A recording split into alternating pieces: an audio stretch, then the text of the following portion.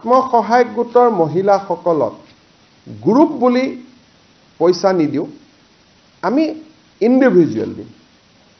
তাৰমানে 10 গৰাকী মেম্বাৰ থাকিলে 10 গৰাকীকে আমি ইণ্ডিভিজুৱেলি প্ৰথমবাৰ আমি 10,000 টকা দিম।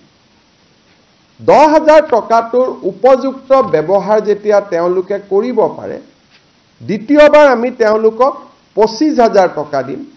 তাৰে 12,500 চৰকাৰে দিব, 12,500 বেংকৰ পৰা আমি লৈ দিয়াৰ ব্যৱস্থা কৰিম, য'ত নেকি ক্ৰেডিট গ্যাৰেণ্টি স্কিম চৰকাৰে কৰিব, যাতে বেংকৰো ক্ষতি নহয়। আৰু থাৰ্ড ইয়াৰত আমি তেওঁলোকক 50,000 টকালৈকে লৈ যাব খোজো।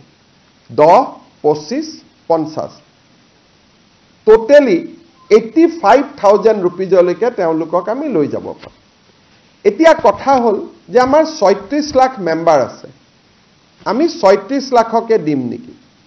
প্ৰথম কথা, ইয়াত আমি এটা নিয়ম কৰিছিলোঁ যে যদি সাধাৰণ মহিলা হয় তেতিয়াহ'লে এই স্কিমটো তাৰ কাৰণেহে মুকলি যাৰ সন্তান 3টাতকৈ বেছি নহয়।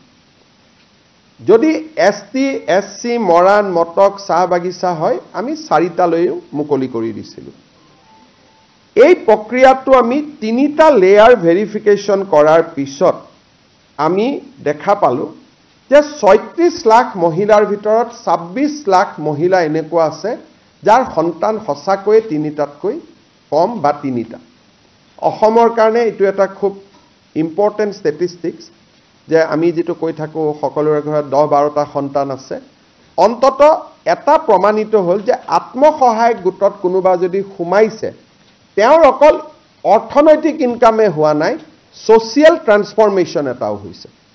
এইটো এটা আমাৰ বহুত ডাঙৰ শিক্ষা এটা এবাৰ আমি দেখিলোঁ।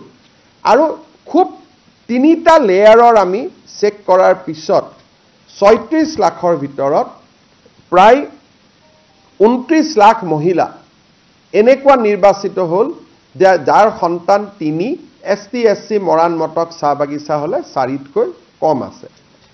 ইয়াত 2টা আৰু আমি ইম্পৰ্টেণ্ট পইণ্ট লগাইছিলোঁ যে মহিলা উদ্যমিতা কৰিব, কিন্তু ঘৰত যদি ছোৱালীক স্কুলত নপঠোৱাকৈ ৰাখি থৈ দিয়ে তেতিয়াহ'লেতো তেওঁক উদ্যমী মহিলা বুলি আমি ক'ব নোৱাৰোঁ।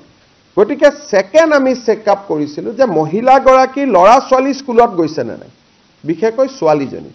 যদি ল'ৰা আৰু ছোৱালী যদি স্কুলত যোৱা নাই, বিশেষকৈ ছোৱালীজনী যোৱা নাই, তেওঁ এই আঁচনিখনৰ বাবে নিৰ্বাচিত নহ'ব। থাৰ্ড আমি কৈছিলোঁ যে এই মহিলাগৰাকী কোনো বেংকত ঋণ আদি থাকিব